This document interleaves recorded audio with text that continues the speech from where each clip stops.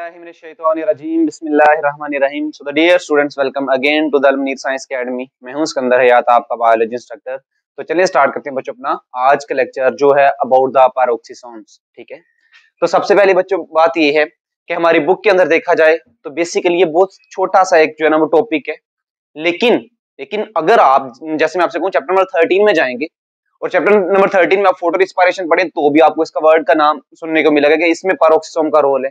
तो आज हम इसकी पूरी डिटेल पढ़ेंगे। हम ये नहीं देखेंगे कि सिर्फ कितना सा है, बट अगर आप कॉन्सेप्चुअली पढ़ना चाहते हैं तो आपको ये पूरा लेक्चर लेना पड़ेगा। ठीक है, तो चलिए स्टार्ट करते हैं। तो सबसे पहली बात की है इसकी डिस्कवरी एंड इसकी फॉर्मेशन, कि बेसिकली ये डिस्कवर कब हुआ था। तो बेटा ये 1965 में डिस्कवर हुआ था।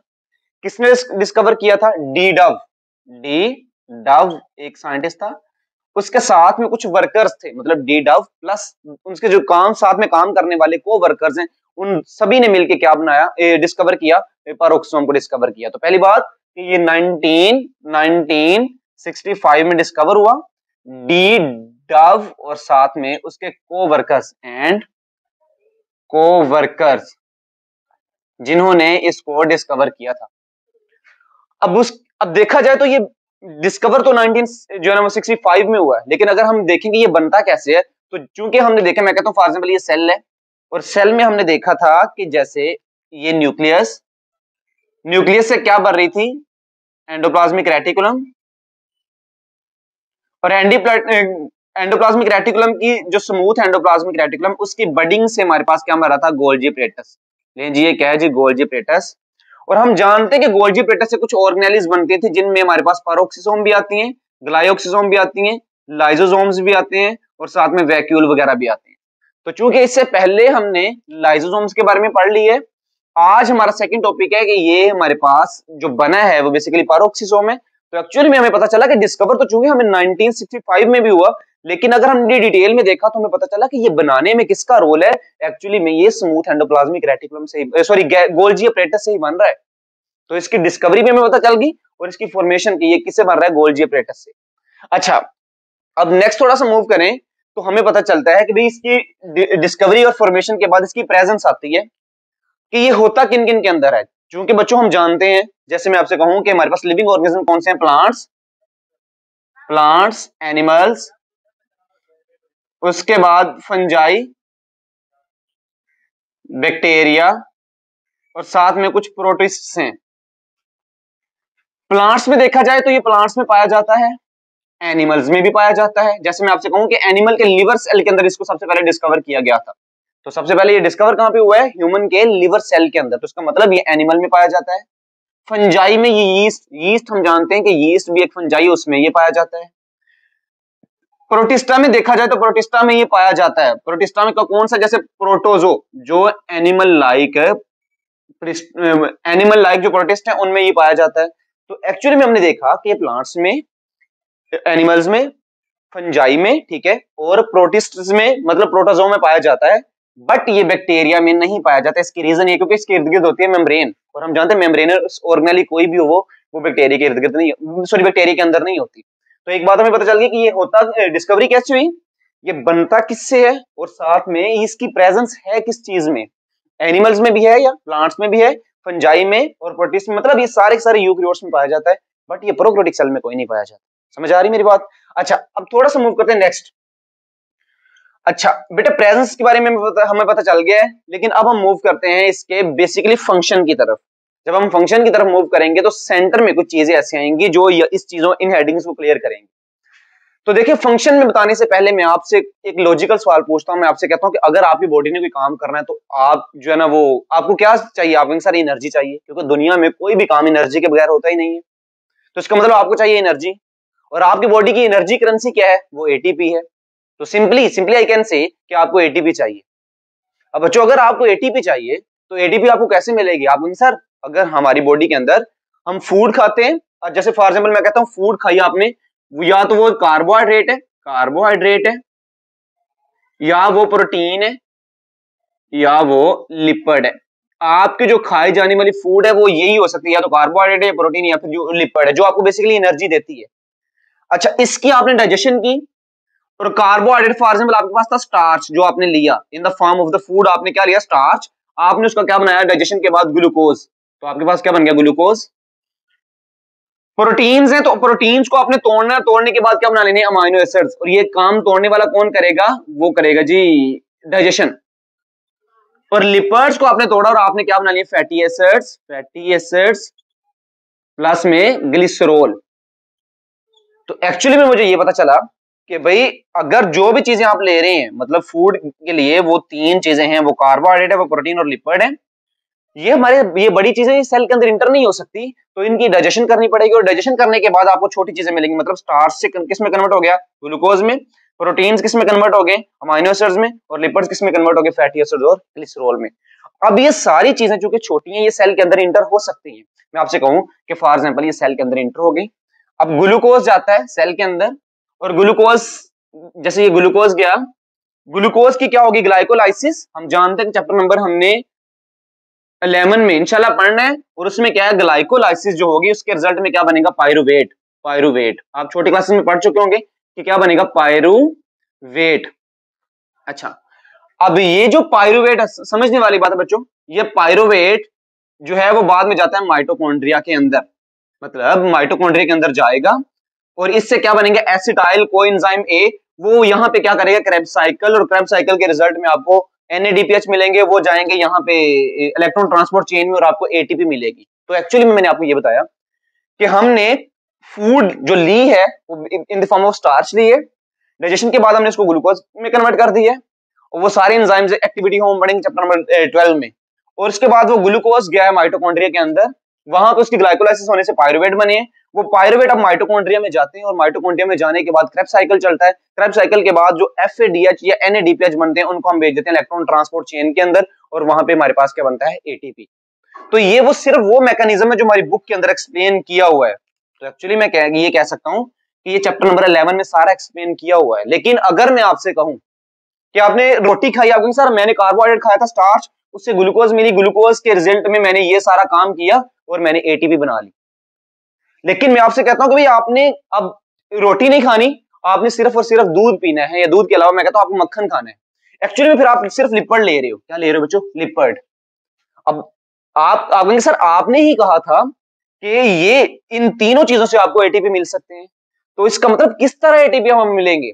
देखें हमारी बुक में तो सिर्फ इसी की एक्सप्लेनेशन है ये वाले कि इसमें ग्लूकोज बना, ग्लूकोज की ग्लाइकोलाइसिस करो और पायरुवेट बनाए, पायरुवेट को बाद में माइटोकॉन्ड्रिया में लेके जाके क्रेब्स साइकिल करें, क्रेब्स साइकिल के जरिए ATP बना के आप उसको यूज कर लें। लेकिन अब हमारा क्वेश्चन ये है कि अगर हमारे पास लिपिड है, अकेले लिपिड है, तो लिपिड से हमने किस तरह ATP लेनी है। बहुत इंपॉर्टेंट बात बताने लगा हूं। आप देखेंगे जब लिपिड से हमने ATP बनाना है ना, तो उस रोल में किसका रोल आएगा, पेरोक्सिसोम का रोल आएगा। तो चलिए देखते हैं, जैसे मैं आपसे कहूं कि आपने लिपिड लिए, ध्यान समझना बच्चों, लिपिड लिए, लिपिड की डाइजेशन हुई, उससे क्या बने फैटी एसिड्स। अब यही फैटी एसिड आपके चले जाएंगे सेल के अंदर, फैटी एसिड किसके अंदर चलेंगे सेल के अंदर। अब मैं एक सेल ड्रा करता हूं, उसके अंदर पेरोक्सिसोम ड्रा करता हूं।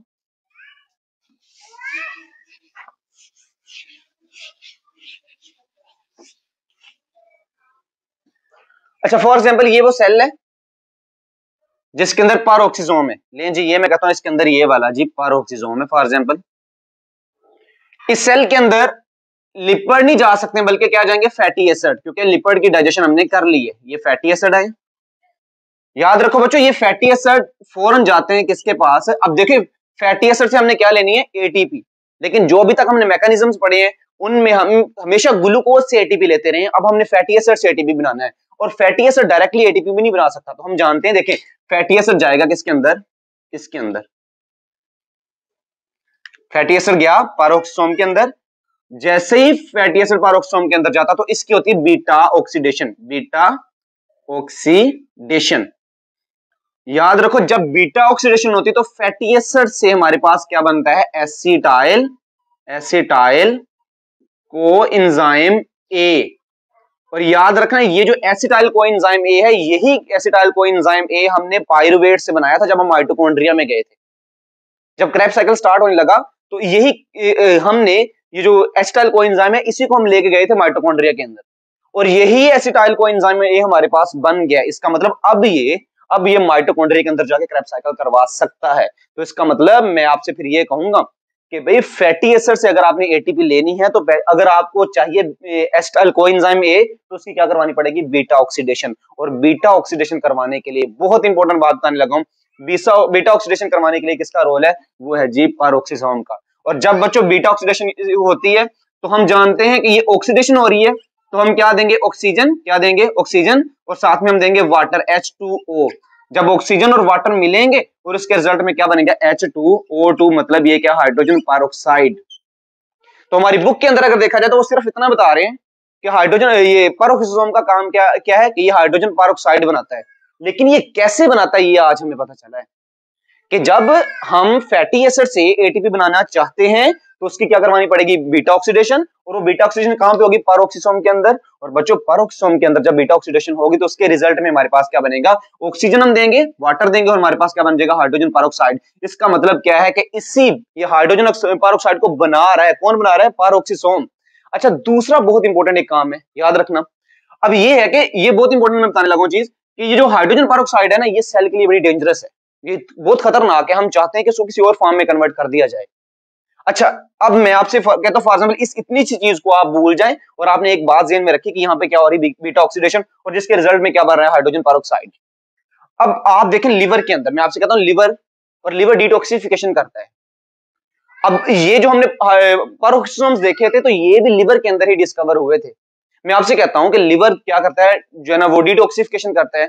आपको पता होगा इसके, क्योंकि हमने एंडोप्लाज्मिक रेटिकुलम वाले चैप्टर में देखा था, टॉपिक में देखा था सॉरी, कि हर लिवर के सेल के पास स्मूथ एंडोप्लाज्मिक रेटिकुलम होता है जो बेसिकली अल्कोहल वगैरह की क्या करता है, डिटॉक्सिफिकेशन।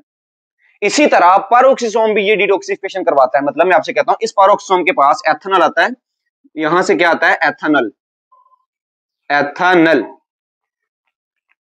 अच्छा, जब ये एथेनॉल आता है तो एथेनॉल को हम चाहते हैं कि ये डेंजरस है। लिवर के अंदर पैरोक्सिसोम्स होते हैं, वो किसकी हेल्प कर रहे हैं, वो स्मूथ एंडोप्लाज्मिक रेटिकुलम के साथ मिल के क्या कर रहे हैं, एथेनॉल की डिटॉक्सिफिकेशन करेंगे। और जब ये डिटॉक्सिफिकेशन करेंगे तो हम इसी, ये जो हाइड्रोजन पैरोक्साइड है, इसी को इस्तेमाल करेंगे H2O2 को, और कन्वर्ट कर देंगे दोबारा फिर वाटर और ऑक्सीजन में। तो इसका मतलब हमारे दोनों काम हो गए कि एक स्टेप में हमने एथेनॉल की डिटॉक्सिफिकेशन भी कर दी, साथ साथ ही हमने क्या किया कि हाइड्रोजन पैरोक्साइड को भी तोड़ दिया, क्योंकि ये भी खतरनाक था, ये भी खतरनाक है, तो हमारे दोनों काम पूरे हो गए। तो इसका मतलब फिर मैं एक काम कहूंगा कि जो पैरोक्सिसोम्स हैं उनके दो फंक्शंस हैं, वो बहुत इंपॉर्टेंट है। और वो कौन कौन से हैं, एक बीटा ऑक्सीडेशन, जिसमें हमने क्या किया, ध्यान सुनो बच्चों मेरी बात, बीटा ऑक्सीडेशन में हमने क्या किया, फैटी एसिड्स को एसिटाइल कोएंजाइम ए में कन्वर्ट किया, और यही एसिटाइल कोएंजाइम किसके अंदर जा सकता है, वो माइटोकॉन्ड्रिया के अंदर जाके आपके लिए एटीपी बना सकता है। और दूसरा हमने काम क्या किया कि अगर आप शराब पीते हो, या मतलब मैंने कहा कि आपने अल्कोहल ली है, तो वो अल्कोहल आपकी बॉडी के लिए डेंजरस है, तो ये पैरोक्सिसोम्स जो लिवर के अंदर हैं वो स्मूथ एंडोप्लाज्मिक रेटिकुलम की मदद से क्या करेंगे, वो इसकी डिटॉक्सिफिकेशन करेंगे। और जब वो डिटॉक्सिफिकेशन करेंगे तो वो कैसे करेंगे, वो इस एथेनॉल को कन्वर्ट करेंगे किसी और फॉर्म में ताकि इसको बॉडी से निकाला जाए। और उसके नतीजे में ये जो हाइड्रोजन पैरोक्साइड पहले बना था, इसी को तोड़ के क्या कर देंगे, वाटर और ऑक्सीजन दोबारा बना देंगे। तो ये आपने ये भी जो खतरनाक चीज थी इसको भी आपने डिटॉक्सिफाई कर दिया है, और सेम एज इट आपने एथेनॉल जो है वो भी बड़ी खतरनाक थी, उसको भी आपने डिटॉक्सिफाई कर दिया है। तो असल में हमें पता चल गया कि इसके दो फंक्शंस हैं जो आपके लेवल तक हैं। और इसके अलावा बच्चों देखा जाए तो इसके अंदर कोलेस्ट्रॉल भी बनते हैं, बाइल एसिड भी बनता है, लेकिन चूंकि हमारे इस कंटेंट का पार्ट नहीं है, इसको हम इसलिए डिटेल में नहीं पढ़ेंगे। अच्छा, लेकिन अभी हमने मेजर पॉइंट्स कौन से देखे कि एक बीटा ऑक्सीडेशन और दूसरा क्या है, डिटॉक्सिफिकेशन ऑफ द एथेनॉल। एक में क्या हो रहा है जी, हाइड्रोजन पैरोक्साइड बन रहा है और उसी हाइड्रोजन पैरोक्साइड को दूसरे काम में हम यूज कर रहे हैं, इसका मतलब वो टूट रहा है। तो याद रखो इस पैरोक्सिसोम का काम क्या है, हाइड्रोजन पैरोक्साइड को बनाना और तोड़ना, इसीलिए इसका नाम क्या रख दिया है जी, पैरोक्सिसोम। पैरोक्सी का मतलब क्या है कि ये जो है वो पैरोक्साइड के नाम से दिया गया, पैरोक्सिसोम का मतलब होता है बॉडी, कोई ऐसी बॉडी जो पैरोक्साइड को बनाएगी भी और जो है ना वो उसको तोड़ेगी भी। तो एक स्टेप में हमने बनाया और दूसरे स्टेप में हमने इसको तोड़ा है, ठीक है। अच्छा, फंक्शंस बहुत इंपॉर्टेंट थे, वो हमने देख लिए। अब आइए जरा देखते हैं कंपोजिशन सॉरी स्ट्रक्चर देखा जाए तो बच्चों ये सिंगल मेम्ब्रेन होता है, डबल मेम्ब्रेन नहीं होता, ठीक है। और ये बहुत छोटा होता है, इसका साइज कितना होता है, 0.5 माइक्रोमीटर, माइक्रो तक 10⁻⁻⁶, तो बहुत छोटी ऑर्गेनेल है ये वाली, ठीक है। और दूसरी बात देखिए इसकी कंपोजिशन, तो कंपोजिशन में बच्चों बहुत इंपॉर्टेंट चीज ये है कि आप जानते हैं कि इसके अंदर इतने सारे काम हो रहे हैं, मतलब एक बीटा ऑक्सीडेशन हो रही है, दूसरा काम क्या हो रहा है इसके अंदर, डिटॉक्सिफिकेशन हो रही है किसकी, एथेनॉल की, और तीसरा आपने ये काम भी देखा कि इसके अंदर जो हाइड्रोजन पेरोक्साइड आया है वो टूट भी रहा। तो यहाँ पर डिफरेंट इंजाइम्स ये सारा काम करवा रहे हैं, और वो इंजाइम्स कौन से हैं, बीटा ऑक्सीडेशन, मतलब ऑक्सीजन ऐड करने के लिए यहाँ पर कौन सा इंजाइम होगा, वो होगा ऑक्सीडेज इंजाइम, ऑक्सीडेज इंजाइम होगा इसके अंदर। और आपने देखा कि ये जो हाइड्रोजन पेरोक्साइड बना था, मतलब H2O2 बना था, ये टूट भी रहा है, और इसको तोड़ने के लिए कौन सा है, पेरोक्सीडेज इंजाइम, पेरोक्सीडेज इंजाइम। तो ये वो बेसिकली इंजाइम्स हैं जो इस हाइड्रोजन पेरोक्साइड के अंदर पाए जा रहे हैं। तो हमारी बुक में डायरेक्टली लिखा हुआ है, लेकिन बच्चों आपने डायरेक्टली याद नहीं करना, क्योंकि ये आपके कॉन्सेप्ट की चीजें आपको पता होनी चाहिए, ठीक है। तो उसके बाद देखिए जी, हमारा स्ट्रक्चर भी हो गया कि ये सिंगल मेम्ब्रेन है, इसका डायमीटर भी हमने देख लिया। इस स्ट्रक्चर में लिख लेता हूं यहाँ पे, इसका जो है ना वो डायमीटर क्या 0.5 माइक्रोमीटर। इसका स्ट्रक्चर में देखा जाए तो ये सिंगल मेम्ब्रेन है, सिंगल मेम्ब्रेनस। उसके बाद इसकी प्रेजेंस में हमने देख लिया कि ये प्लांट्स में भी पाया जाएगा, एनिमल्स में भी पाया जाएगा, जैसे हमने देखा ये पाया डिस्कवरी लीवर सेल में हुआ था। इसी तरह देखा जाए तो ये फंजाई में भी पाया जाएगा, जैसे मैंने आपको बताया कि ये यीस्ट में पाया जाता है, यीस्ट एक फंजाई है।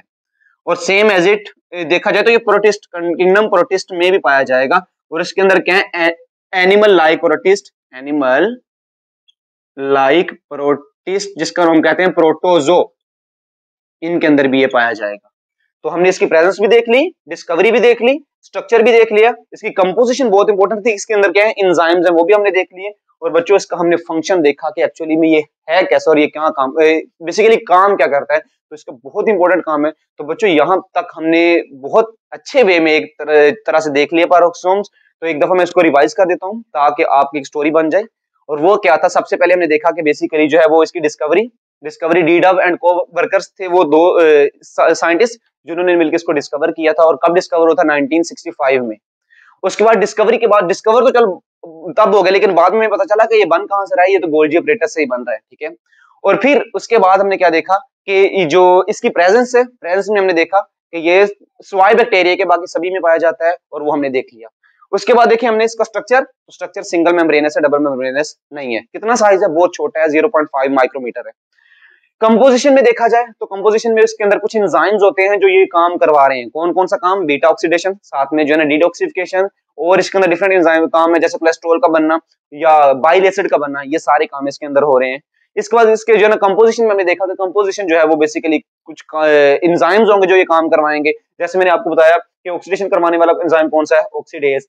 हाइड्रोजन पेरोक्साइड जो बना है, इसको तोड़ने, क्योंकि ये खतरनाक है, ये वहां पर स्टेबल नहीं हो सकता, ये वहां पर रह नहीं सकता, तो उसको तोड़ने के लिए कौन सा है, hydrogen peroxide, sorry peroxidase enzyme. तो यहाँ तक तो बच्चों हमारा आज का लेक्चर, मिलते हैं नेक्स्ट लेक्चर में, तब तक के लिए अल्लाह हाफिज।